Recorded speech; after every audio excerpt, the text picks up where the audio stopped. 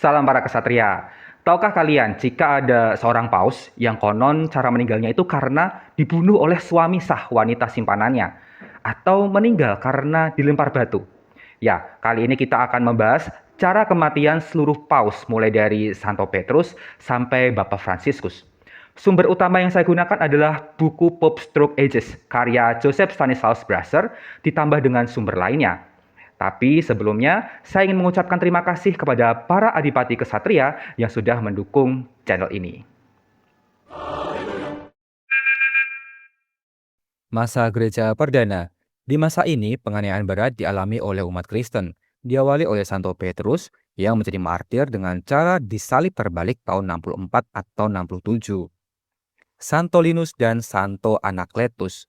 Tradisi menyebut mereka meninggal sebagai martir. Santo Clemens yang pertama menjadi martir dengan cara diikat di jangkar, lalu dibuang ke laut tahun 97.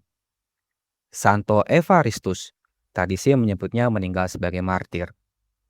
Santo Alexander yang pertama, martir dengan cara dipenggal tahun 115.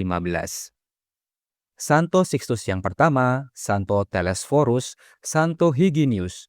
Tradisi menyebut mereka meninggal sebagai martir. Santo Pius pertama, Santo Anicetus, dan Santo Soter. Mereka juga adalah martir. Santo Eleutherius, Santo Victor yang pertama, dan Santo Severinus, tradisi juga menyebut mereka adalah martir. Santo Kalistus yang pertama menjadi martir saat terjadi kerusuhan di Roma tahun 222. Santo Urbanus yang pertama, tradisi menyebutnya adalah martir. Santo Pontianus menjadi martir saat dihukum kerja paksa di Sardinia tahun 235. Santo Anterus kemungkinan adalah martir. Santo Fabianus, martir dengan cara dipenggal saat penganiayaan oleh Kaisar Decius. Santo Cornelius menjadi martir dalam pengasingan di Centum Cele, sekarang adalah Civita Vecchia di selatan Italia. Santo Lucius yang pertama diduga meninggal alami tahun 254. Santo Stefanus pertama kemungkinan adalah martir. Santo Sixtus kedua, martir dengan cara dipenggal. Beliau satu masa dengan Santo Laurentius. Santo Dionysius meninggal alami tahun 268. Santo Felix pertama dan Santo Eutychius diduga adalah martir, meskipun beberapa ahli meragukan kemartiran mereka. Santo Caius dan Santo Marcellinus, keduanya menjadi martir dengan cara dipenggal. Santo Marcellus yang pertama dan Santo Eusebius, keduanya meninggal sebagai martir dalam pengasingan. Masa kebebasan Gereja Romawi. Masa ini terjadi setelah dikeluarkannya Edik Milan oleh Kaisar Konstantinus yang Agung yang menjamin kebebasan beragama, sehingga umat Kristen dapat berkembang dengan pesat. Santo Miltiades meninggal alami tahun 314. Beliau merupakan Bapak Paus yang mendirikan Basilika Agung Santo Yohanes di Lateran. Santo Silvester pertama, Santo Markus, dan Santo Julius yang pertama. Ketiganya meninggal alami. Liberius meninggal alami tahun 366. Beliau adalah paus pertama yang bukan seorang santo, meski kadang digambarkan dengan halo di sekitar kepalanya. Santo Damasus pertama, Santo Siricius, Santo Anastasius yang pertama. Ketiganya juga meninggal secara alami. Santo Innocentius pertama, Santo Sosimus, dan Santo Bonifacius pertama. Ketiganya meninggal alami. Santo Celesius pertama dan Santo Sixtus ketiga, keduanya meninggal alami. Santo Leo Agung atau Santo Leo yang pertama, beliau meninggal alami tahun 461. Santo Hilarius dan Santo Simplicius, keduanya juga meninggal secara alami. Awal abad pertengahan terjadi setelah runtuhnya Kekaisaran Romawi Barat, dan Papa Paus adalah salah satu pemimpin yang berhasil menjaga kestabilan Eropa. Santo Felix ketiga, Santo Gelasius pertama, dan Anastasius kedua, ketiganya meninggal alami. Santo Symmachus dan Santo Hormisdas, keduanya juga meninggal secara alami. Santo Yohanes pertama martir saat dipenjara oleh Raja Theodoric pada tahun 526.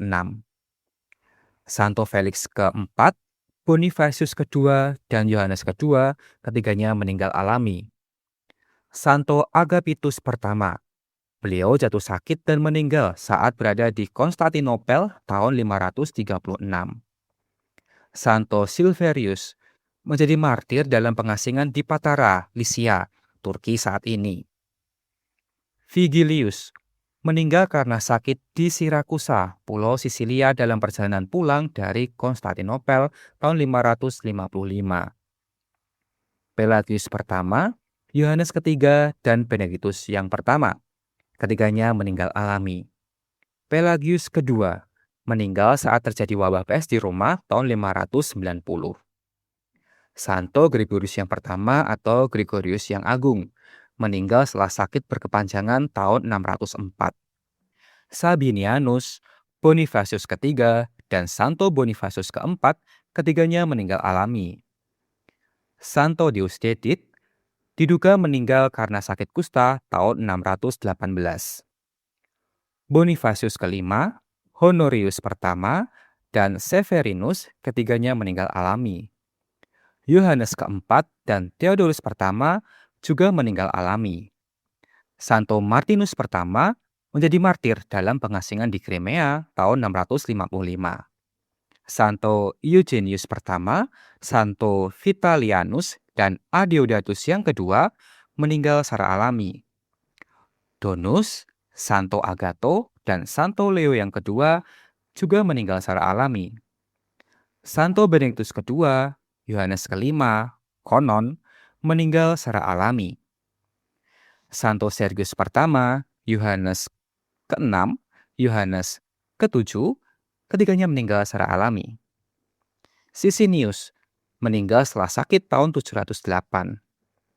Konstantinus dan Santo Gregorius yang kedua, keduanya meninggal alami. Santo Gregorius ketiga dan Santo Zakarias juga meninggal secara alami.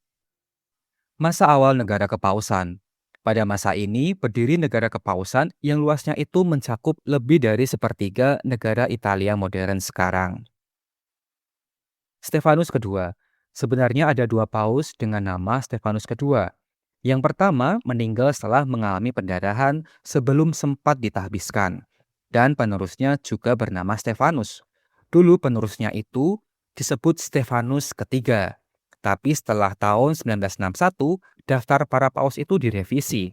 Stefanus kedua yang pertama dianulir karena belum resmi ditahbiskan.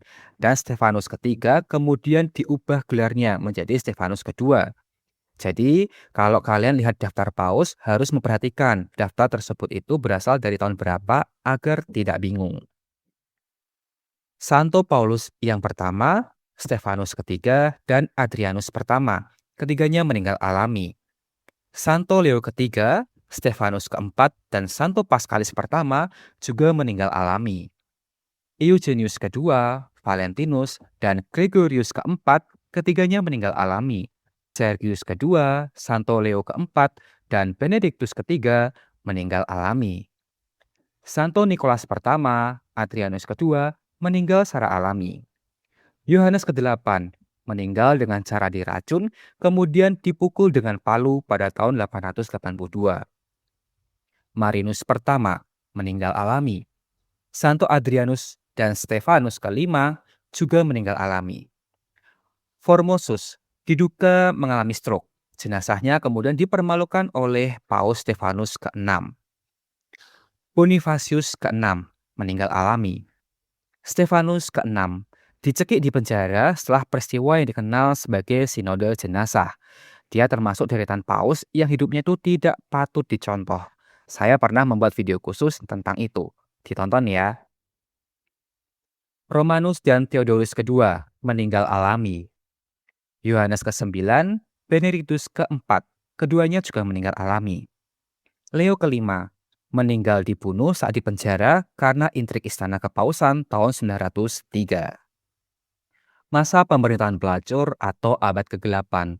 Mengapa disebut masa pemerintahan pelacur? Kalian dapat menyaksikan video penjelasannya di sini. Sergius ketiga meninggal alami.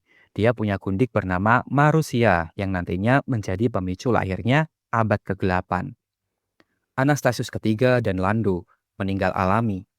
Yohanes ke-10, beliau dipenjara kemudian dibunuh dengan cara dicekik dengan bantal atas perintah Marusia. Leo ke-6 dan Stefanus ke-7 meninggal alami. Yohanes ke-11 meninggal alami. Dia adalah anak tidak sah dari Paus Sergius ketiga dan Marusia. Leo ke-7 meninggal alami. Stefanus ke-8 diduga meninggal akibat penganiayaan. Marinus kedua dan Agapitus kedua, keduanya meninggal alami. Yohanes ke-12 diduga mengalami stroke, meskipun ada versi lain, yaitu dibunuh oleh suami resmi gundiknya. Dia adalah cucu Marusia dari suami sahnya, Albernik pertama dari Spoleto. Leo ke-8 meninggal alami. Benediktus ke-5 meninggal alami dalam pengasingan di Hamburg tahun 966. Yohanes ke-13 meninggal alami. Benediktus ke-6 dicekik di penjara Kastil San Angelo oleh saingannya, Antipaus Bonifacius yang ke-7. Benediktus ke-7 meninggal alami. Dia juga cucu Marusia. Yohanes ke-14 meninggal kelaparan setelah dipenjara oleh Antipaus Bonifacius ke-7 yang coba untuk menguasai Roma kembali. Yohanes ke-15 meninggal setelah mengalami demam. Begitu pula Gregorius ke-5. Silvester kedua dan Yohanes ke-17. Keduanya diduga meninggal alami meski ada dugaan mengalami stroke. Yohanes ke-18 meninggal alami setelah mundurkan diri dan menjadi biarawan. Beliau merupakan paus pertama yang mundurkan diri. Sergius ke-4, Benediktus ke-8, dan Yohanes ke-19. Ketiganya meninggal alami. Benediktus ke-9 tidak diketahui bagaimana kematiannya. Nah, Benediktus ke-9 ini adalah paus terakhir keturunan Marusia. Dia naik tahta 3 kali, yaitu menjadi paus ke-145, 147, dan 150. Tidak diketahui kapan dan sebab kematiannya, karena telah terusir dari Roma tahun 1048 setelah perilakunya yang mengguncang tahta suci. Silvester ketiga meninggal alami. Gregorius ke-6 meninggal alami dalam pengasingan. Clemens kedua meninggal diduga karena keracunan timbal. Damasus kedua meninggal diduga karena malaria. Masa reformasi Gregorian. Di masa ini, antek-antek keluarga Marusia disingkirkan dan puncaknya terjadi saat Paus Gregorius ke-7 mempelopori reformasi yang bertujuan menghapus praktik jual beli jabatan gereja dan menjauhkan pemilihan uskup dari campur tangan pemimpin sekuler agar gereja tidak jatuh lagi ke abad ke-8. Santo Leo ke-9 meninggal alami. Di masa pemerintahannya, perpecahan antara gereja barat dan timur memuncak. Victor kedua dan Stefanus ke-9 meninggal alami. Nikolas kedua dan Alexander kedua, keduanya juga meninggal alami. Santo Gregorius ke-7 meninggal dalam pengasingan di Salerno, Italia Selatan. Beato Victor ketiga, Beato Urbanus kedua, dan Pascalis kedua. Ketiganya meninggal alami. Oh iya, untuk Beato Urbanus kedua, beliau itu adalah paus yang pertama kali menggerakkan perang salib ke Tanah Suci. Gelasius kedua mengalami radang selaput dada atau pleuritis. Dan Kalistus kedua meninggal alami tahun 1124. Puncak abad pertengahan. Ini adalah masa kejayaan otoritas kepausan, di mana Bapak Paus itu sangat berpengaruh besar terhadap para raja di Eropa. Pada masa ini pula, para paus melanjutkan perang salib untuk membebaskan Tanah Suci. Honorius kedua, Innocentius kedua, dan Celestinus kedua, ketiganya meninggal alami. Lucius kedua meninggal akibat cedera di kepala karena lemparan batu saat memimpin serangan ke Bukit Capitoline di Roma dalam rangka melawan para senator. Beato Eugenius ketiga dan Anastasius keempat meninggal alami. Adrianus keempat meninggal akibat tersejak lalat yang masuk ke tenggorokannya, atau ada versi lain yaitu hanya menyebut sakit tenggorokan. Alexander ketiga, Lucius ketiga, dan Urbanus ketiga, ketiganya meninggal alami. Gregorius ke-8 meninggal setelah demam. Clemens ketiga, Celestinus ketiga, keduanya meninggal alami. Innocentius ketiga meninggal diperkirakan karena wabah malaria tahun 1216. Honorius ketiga dan Gregorius ke-9 meninggal alami. Celestinus keempat meninggal alami hanya sekitar 17 hari setelah terpilih menjadi Bapak Paus. Innocentius keempat, Alexander keempat, Urbanus keempat, dan Clemens keempat. Keempatnya meninggal alami. Beato Gregorius ke-10 meninggal setelah mengalami demam. Beato Innocentius kelima dan Adrianus kelima meninggal alami. Yohanes ke-21, beliau meninggal setelah tertimpa runtuhan langit-langit istana kepausan di Viterbo. Nikolas ketiga mengalami stroke. Martinus keempat, Honorius keempat, dan Nikolas keempat semuanya meninggal alami. Santo Celestinus kelima meninggal dalam tahanan setelah dikudeta oleh Paus Bonifacius ke-8 tahun 1296. Bonifacius ke-8 mengalami demam setelah dipenjara atas perintah Raja Philip keempat dari Perancis karena telah mengkudeta Bapak Paus Celestinus ke-5. Benedictus ke-11 diduga mengalami disentri. Masa kepausan Avignon. Pada masa ini para paus memilih tinggal di Avignon, Perancis, dan menjadi boneka Raja Perancis.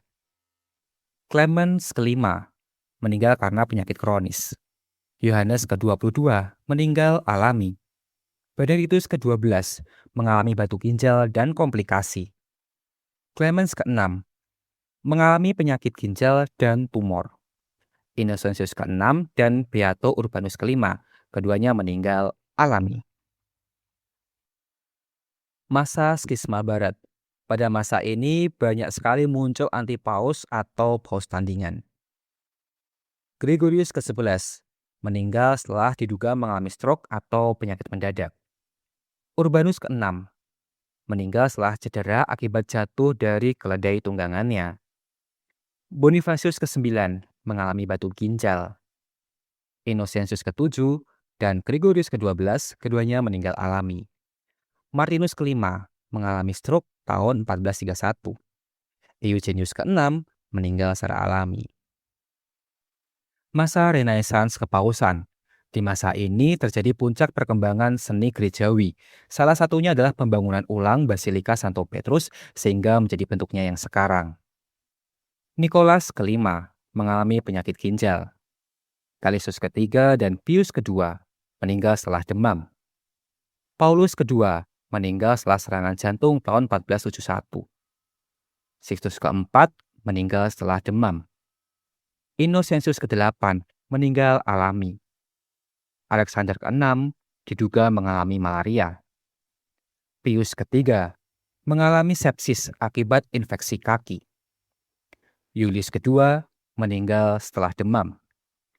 Leo ke-10 meninggal setelah mengalami pneumonia tahun 1521.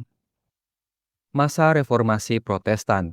Di masa ini muncullah berbagai gerakan Protestan dan Gereja Katolik kemudian melawannya dengan gerakan kontra-reformasi. Adrianus ke-6 meninggal setelah mengalami penyakit ginjal tahun 1523. Clemens ke-7 meninggal setelah sakit berkepanjangan. Paulus ke-3 meninggal alami. Julius ke-3 mengalami sakit lambung. Marcellus ke-2 diduga mengalami stroke. Paulus ke-4 dan Pius ke-4 meninggal setelah demam. Santo Pius ke-5 mengalami batu kandung kemih dan meninggal tahun 1572. Gregorius ke-13 meninggal setelah demam. Sixtus ke-5 dan Urbanus ke-7 meninggal setelah malaria. Gregorius ke-14 menderita batu empedu. Innocentius ke-9 meninggal setelah demam. Clemens ke-8 mengalami asam urat dan meninggal setelah komplikasi. Leo ke-9 mengalami pneumonia. Paulus ke-5 mengalami stroke. Gregorius ke-15 menderita batu ginjal. Urbanus ke-8 meninggal secara alami tahun 1644. Masa absolutisme Eropa. Di masa ini, pengaruh para paus terhadap raja-raja Eropa itu mulai berkurang, dan juga meningkatnya paham rasionalisme yang mendorong akselerasi perkembangan ilmu pengetahuan. Innocentius ke-10 meninggal alami. Alexander ke-7 mengalami gagal ginjal. Clemens ke-9 diduga mengalami stroke. Clemens ke-10 meninggal alami. Beato Innocentius ke-11 meninggal karena batu ginjal. Alexander ke-8 juga mengalami gagal ginjal. Innocentius ke-12 batu ginjal lagi. Clemens ke-11 meninggal alami. Innocentius ke-13 meninggal setelah hernia yang dideritanya itu pecah. Benedictus ke-13 meninggal alami tahun 1730. Masa revolusi Perancis dan keruntuhan negara kepausan. Di masa ini negara kepausan dicaplok kerajaan Italia setelah kehilangan sekutu utama mereka, yaitu kerajaan Perancis yang dilanda revolusi. Pius ke-6 meninggal dalam tawanan Perancis di biara Certosa, Florence.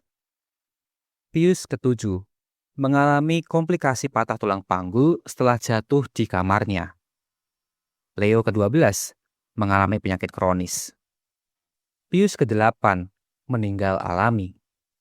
Gregorius ke-14 meninggal setelah menderita stroke. Beato Pius ke-9 meninggal karena usia lanjut yang diikuti oleh infeksi kulit dan bronkitis. Leo ke-8 meninggal setelah mengalami pneumonia tahun 1903. Masa kepausan modern. Gereja menghadapi Perang Dunia Pertama dan Kedua. Dan di masa ini pula, negara Vatikan berdiri. Kalian bisa melihat video sejarah negara kepausan sampai menjadi Vatikan secara lengkap di video ini. Santo Pius ke-10 dan Benedictus ke-15. Keduanya mengalami pneumonia. Pius ke-11 mengalami serangan jantung tahun 1939. Pius ke-12 diawali dengan serangan stroke yang kemudian mengalami pneumonia setelah dirawat. Terjadi pada tahun 1958. Masa kepausan kontemporer. Masa ini dimulai setelah Konsili Vatikan II yang bertujuan memperbarui berbagai aspek dalam Gereja Katolik sampai sekarang ini. Santo Yohanes ke-23 meninggal karena kanker lambung tahun 1963. Santo Paulus ke-6 dan Yohanes Paulus pertama, keduanya meninggal karena serangan jantung. Santo Yohanes Paulus kedua, setelah menderita Parkinson bertahun-tahun, beliau kemudian mengalami shock septik akibat infeksi saluran kencing pada tahun 2005. Benedictus ke-16, beliau meninggal karena usia lanjut, yang secara medis itu diawali karena gagal napas terjadi pada tahun 2022. Fransiskus, beliau mengalami stroke yang kemudian diikuti oleh gagal jantung yang tidak dapat dipulihkan lagi. Ini terjadi tahun 2025 yang lalu. Ternyata Bapak Paus itu meninggalnya tidak semuanya dengan cara yang damai ya, tapi ada yang karena sakit, ada yang bahkan dengan cara yang, mohon maaf, cukup mengenaskan. Banyak hal yang kita bisa pelajari dari kisah para Bapak Paus. Nah, terutama sih ya tentu jaga kesehatan. Sekian video kali ini, terima kasih sudah menyaksikan sampai selesai. Saya mohon maaf jika ada kata-kata yang kurang berkenan. Sampai jumpa lagi di video lainnya. Salam.